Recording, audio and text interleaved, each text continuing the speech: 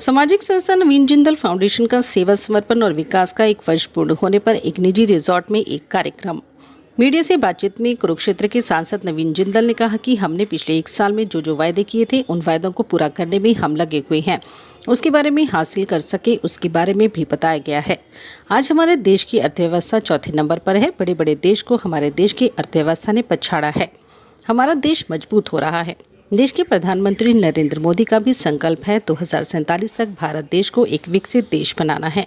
हरियाणा प्रदेश मुख्यमंत्री नायब सैनी की अगुवाई में 2037 तक एक विकसित राज्य बन जाएगा और मेरा भी प्रयास रहेगा कि 2030 तक कुरुक्षेत्र संसदीय क्षेत्र को एक विकसित संसदीय क्षेत्र बना सकूं।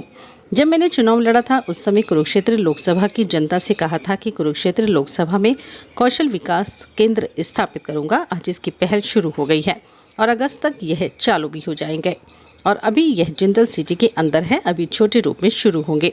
नवीन जिंदल के फाउंडेशन नवीन अवसर नवीन प्रयास के साथ साथ 18 पार्टनर के साथ आज से ये काम 3 महीने के अंदर चालू हो जाएंगे।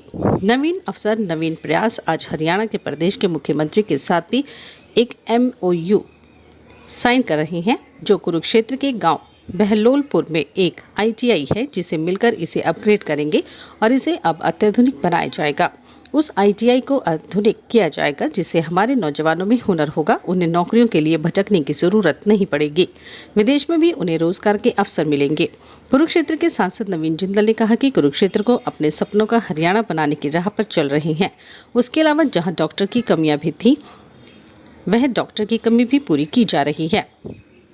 हम अपनी तरफ से नवीन जिंदल फाउंडेशन तरफ से 3 वैन दवाइयाँ भी वितरित करते हैं, आंखों के कैंप भी लगा रहे हैं और इसमें हमें कामयाबी भी मिल रही है। खेलों के विकास के लिए भी हमारा फाउंडेशन कई जगह खेलों की किट दे रहा है। अगले 5 महीने के अंदर एलिवेटेड रेलवे स्टेशन भी बन जाएगा। थानेसर शहर के अंदर अब 4 चांद लगते हुए नजर आएगा। कुरुक्षेत्र लोकसभा कल 1 वर्ष पूरा हो जाएगा और उसके उपलक्ष्य में आज हमने यहाँ पर भारतीय जनता पार्टी के सभी कार्यकर्ताओं के साथ हमने आज यहाँ पे एक बैठक ली, जिसके अंदर हमारे संसदीय क्षेत्र के कुरुक्षेत्र संसदीय क्षेत्र के जिसके अंदर पूरे कुरुक्षेत्र डिस्ट्रिक्ट, कैथल डिस्ट्रिक्ट और यमुनानगर का एक हल्का रादौर, ये सभी हमारे भारतीय जनता पार्टी के सभी पदाधिकारी कार्यकर्ता आज मिलकर के आज हमने जो पिछले 1 साल में देश ने हासिल किया माननीय प्रधानमंत्री नरेंद्र मोदी जी के नेतृत्व में और पिछले 6 महीने के अंदर हरियाणा के हमारे यशस्वी मुख्यमंत्री नायब सैनी जी के नेतृत्व में, उसके ऊपर हमने चर्चा की। लोगों का हमने आभार जताया कि लोगों ने नरेंद्र मोदी जी के नेतृत्व में अपना विश्वास दिखाते हुए हमें सेवा का मौका दिया, देश की सेवा का मौका दिया।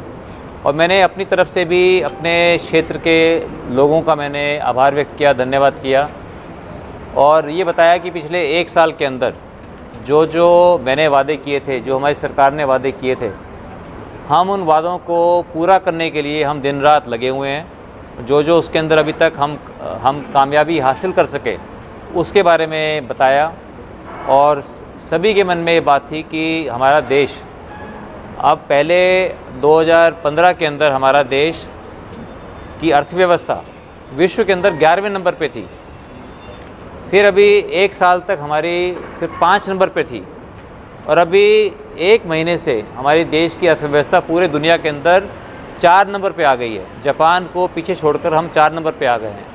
इसलिए हमारा देश मजबूत हो रहा है और जो हमारे माननीय प्रधानमंत्री नरेंद्र मोदी जी का संकल्प है कि हमारे देश को एक विकसित राष्ट्र बनाना है 2047 तक, और उसके अंदर हरियाणा में मुझे पूरा विश्वास है कि नायब सैनी जी के नेतृत्व में हरियाणा 2035 तक एक विकसित राज्य बन जाएगा। और मेरा ये प्रयास होगा कि नायब सैनी जी के आशीर्वाद से, माननीय प्रधानमंत्री नरेंद्र मोदी जी के आशीर्वाद से कुरुक्षेत्र संसदीय क्षेत्र को हम 2030 तक एक विकसित संसदीय क्षेत्र इसको बनाएं और इसके अंदर बहुत विकास करें। इसके अलावा जो एक मैंने कहा था लोगों को कि मैं यहाँ पर कौशल विकास केंद्र स्थापित करूँगा, तो कौशल विकास केंद्र स्थापित करने के लिए उसकी पहल हो गई है।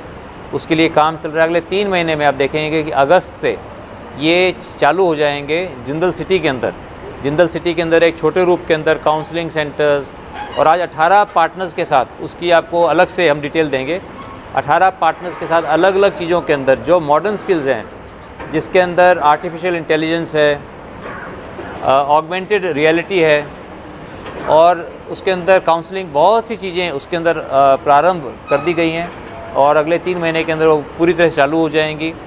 और आज बहुत खुशी की बात है कि क्या रहेगा सर, इसका नाम क्या रहेगा? इसका नाम रहेगा नवीन अवसर, नवीन अवसर, नवीन प्रयास के नवीन जिंदल फाउंडेशन ये सारे काम करेगी। और आज नवीन जिंदल फाउंडेशन एक हरियाणा सरकार के साथ माननीय मुख्यमंत्री नायब सैनी जी की अध्यक्षता में एक हम MOU हम साइन कर रहे हैं उनके साथ कि बहलोलपुर में ITI है, बहलोलपुर लाडवा के अंदर एक ITI है, महात्मा ज्योतिबा फूले ITI, उसके साथ हम मिल कर के वहाँ पर उसको हम अपग्रेड करेंगे, उसको हम अत्याधुनिक उसको बनाएंगे। और ये एक प्रयास होगा कि पब्लिक प्राइवेट पार्टनरशिप का वो कामयाब होगा तो बाकी भी जितने भी ITIs हैं, वोकेशनल ट्रेनिंग इंस्टीट्यूट्स हैं, उनको हम कोशिश करेंगे कि उनको अपग्रेड किया जाए। माननीय प्रधानमंत्री जी का भी यही मकसद है कि जितने भी हमारे नौजवान हैं उनको स्किलिंग किया जाए। अगर हमारे नौजवानों के पास कोई हुनर होगा, अगर वो हुनरमंद होंगे, उनके हाथों में कौशल होगा, तो फिर उनको भटकने की ज़रूरत नहीं है, उनको अच्छी नौकरियां मिलेंगी, वो अपने पैरों पे खड़े हो सकते हैं। अगर कोई विदेश जाना चाहेगा तो वो बाई इज़्ज़त वीज़ा लेकर और अच्छी नौकरियां उनको विदेशों में भी मिलेगी। तो ये हमारा प्रयास है और इसके अंदर काफ़ी कामयाबी भी मिली है। तो इसलिए मैं बहुत आभारी हूँ हमारे भारतीय जनता पार्टी के जितने भी वरिष्ठ नेतागण हैं, पदाधिकारी हैं, जितने भी हमारे ज़िला के अध्यक्ष हैं, तो सभी का मुझे बहुत आशीर्वाद, मार्गदर्शन समय समय पर मिलता रहता है। और हम सब मिलजुल कर हम अपने सपनों का कुरुक्षेत्र, सपनों का हरियाणा बनाने की राह पर चल रहे हैं। फाउंडेशन और क्या क्या खासतौर से हेल्थ के लिए क्या क्या ग्रामीण क्षेत्र में काम कर रहा है? देखिए, हेल्थ के लिए आप जानते हैं कि कैथल के अंदर 1000 करोड़ की लागत से वहाँ पर भगवान परशुराम मेडिकल कॉलेज बन रहा है। उसके अलावा जो डॉक्टर्स की जहाँ कमियाँ थी वो डॉक्टर्स की कमी पूरी की जा रही है। मैं अपनी तरफ से नवीन जिंदल फाउंडेशन, हम जो है 3 हमने मेडिकल वैन्स वो जगह जगह गाँव में जा कर के दवाइयाँ बांटती हैं। हम हेल्थ कैंप भी ऑर्गेनाइज़ करते हैं, कहीं हम आँखों के कैंप ऑर्गेनाइज़ कर रहे हैं। तो जितना कुछ हो सकता है हम इम्प्रूवमेंट करने की कोशिश कर रहे हैं, उसके अंदर हमें बहुत कामयाबी भी मिल रही है। जी, देखिए, खेलों के लिए हमने जगह जगह जहाँ गाँव के अंदर जहाँ पर जिम बनाने की जगह है तो वहाँ पर हम जिम का सामान दे रहे हैं। करीब 30-40 जगह जा चुका है और बाकी भी सारी जगह धीरे धीरे करके पूरा सब जगह कवर करेंगे, क्योंकि देखना कि किस कंपनी से सामान लेना, क्या उसका एक्सपीरियंस रहा, कैसी उसकी क्वालिटी रही। अब सारे कामों के अंदर हम गति पकड़ेंगे, सारी जगह स्पीड पकड़ेंगे। इसके अलावा खेलों की किट देना, जो कुरुक्षेत्र के अंदर द्रोणाचार्य स्टेडियम है उसका भी पूरा हम उसको मॉडर्नाइज़ करेंगे, उसके अंदर और सुविधाएं उपलब्ध कराएंगे।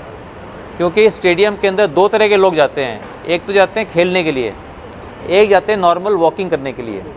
तो कई बार वॉकिंग करने के लिए जो जाते हैं और जो खेलने, उसके अंदर भी थोड़ा कॉन्फ्लिक्ट रहता है, वो ना रहे। इसके लिए जो वॉकिंग के लिए आते हैं उनके लिए एक अलग हम पूरा एक ट्रैक बना देंगे, एक अलग रबर का ट्रैक बना देंगे, ताकि वो आपस में उनको कोई भी कॉन्फ्लिक्ट नहीं होगा और दोनों आराम से वॉकिंग भी कर सकते हैं और खेलने वाले एथलीट्स जो हैं वो अपना काम कर सकते हैं। तो द्रोणाचार्य स्टेडियम भी, और इसी तरह जितने भी स्टेडियम पूरे संसदीय क्षेत्र के अंदर जितने भी स्टेडियम हैं, लेकिन स्टेडियम के अंदर एक्टिविटी जिस हिसाब से होनी चाहिए वो नहीं है, जिस हिसाब से स्टेडियम्स का रखरखाव होना चाहिए वो नहीं है। अब उसके ऊपर ध्यान देंगे कि उन स्टेडियम्स को, जो गाँवों के अंदर स्टेडियम्स हैं, उनको पूरी तरह से उनको एक्टिवेट किया जाए, उनको पूरी तरह से सुचारू ढंग से उनको चलाया जाए और उसके अंदर सारी सेवाएं उपलब्ध हों और कोचेज़ उपलब्ध हों, खेलने का सामान उपलब्ध हो। हम स्टेडियम बनाते हैं लेकिन अंदर अगर खिलाड़ी नहीं, अगर कोचेज़ नहीं हो, खेलने का सामान नहीं हो, तो फिर स्टेडियम काम में नहीं आता। तो इसलिए इन सब चीज़ों को हम पूरा करेंगे। रेलवे के अंदर देखिए कई नई गाड़ियाँ चलाई गई और जो कई नई गाड़ियाँ जो यहाँ रुकती नहीं थी उन गाड़ियों को रोका गया। और इसके अलावा जो यहाँ एलिवेटेड ट्रैक थाने कुरुक्षेत्र के अंदर सुभाष सोदा जी ने बहुत प्रयास करके यहाँ पर एलिवेटेड ट्रैक 400 करोड़ रुपए की लागत से एलिवेटेड ट्रैक लगभग बनकर तैयार हो गया है। उसका स्टेशन बनना बाकी है, स्टेशन के बनने में विलम्ब है, तो वो अगले 5 महीने के अंदर अक्टूबर तक जो है वो चालू हो जाएगा। हम आशा करते हैं कि दिवाली तक ये पूरा एलिवेटेड ट्रैक बनकर चालू हो जाएगा, जिससे थानेसर शहर को, कुरुक्षेत्र शहर को 4 चांद लग जाएंगे। जी, 5 जो फाटक है और लोग सफर कर रहे हैं, इसको क्या पहले शुरू किया जा सकता है? उसमें जी, इसमें मैं सभी ऑफिसर से मैंने सबसे खुद बात करी, और उसमें ये है कि जब साथ में, क्योंकि प्लेटफॉर्म लंबा होता है, उसकी जब कंस्ट्रक्शन होगी और साथ साथ में जब रेलगाड़ियाँ चलती रहेगी तो उससे सेफ्टी के इश्यूज़ हैं। उससे जो वहाँ कर्मचारी जो काम करेंगे, जो मज़दूर काम करेंगे, उनकी सेफ्टी के अंदर का डर है। तो इसलिए जब हमने इतना सब्र किया है तो एक बार उसको पूरा करवा लें। तो अगले 5 महीने की बात है, उसको तैयार कर लें और फिर ताकि इसको पूरा चालू कर दें। इसमें आप रेलवे स्टेशन पर गए भी थे, तो सर वहाँ लगभग 2 साल हो गए, 4 लाख रुपये लगा के मैं लोन बनाया था वहाँ माँ बाप थे, सॉरी एक म्यूजियम है, तो जिस दिन उसका उद्घाटन हुआ था सिर्फ वजह एक है कि वहाँ कर्मचारी नहीं।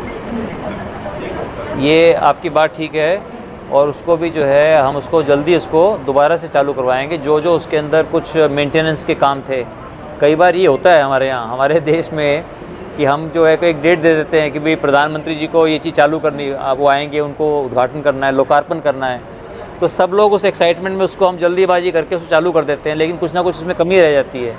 तो अब जो है उस चीज़ों को, लेकिन आपका बिल्कुल पॉइंट ठीक है, उसको हम जल्दी उसमें हम लगे हुए हैं, वो जल्दी बन करके, मेरे को लगता है कि अगले 2 महीने के अंदर बनकर बढ़िया से पूरी जनता के लिए चालू हो जाएगा।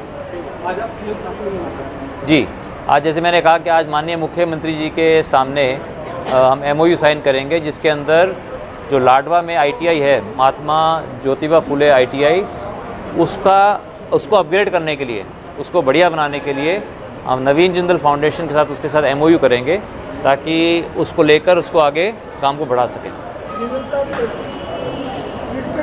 हमने नया आइडिया दिया, ये किसी ने बात नहीं की, क्योंकि हमारे देश में सारी जगह क्रिकेट जो है ना, हर गली के अंदर, हर गली में, हर पार्क के अंदर क्रिकेट खेला जाता है। तो इसलिए क्रिकेट की जगह हम जो ओलंपिक स्पोर्ट हैं, जो ओलंपिक्स में खेले, उनको हम ज़्यादा बढ़ावा देने की कोशिश करें, क्योंकि क्रिकेट में तो पहले ही बहुत बढ़ावा दिया जाता है, बहुत, क्रिकेट के अंदर बहुत पैसा है, पूरी मीडिया भी क्रिकेट की तरफ ध्यान देती है। तो जो आज पहले से ओलंपिक खेल हैं, चाहे वो रेसलिंग है, जूडो है, एथलेटिक्स है, बास्केटबॉल है, फुटबॉल, जो जितने भी हैं, उनको हम ज़्यादा ध्यान देने की कोशिश कर रहे हैं। लेकिन हाँ, जब क्रिकेट आ जाएगा ओलंपिक्स के अंदर, जब आ जाएगा तब उसके लिए भी हम बात करेंगे। अभी नहीं हुआ, जब हो जाएगा तब करेंगे उसको, अभी तो नहीं है। आप सबका, मैं सबका दिल से आभारी हूँ।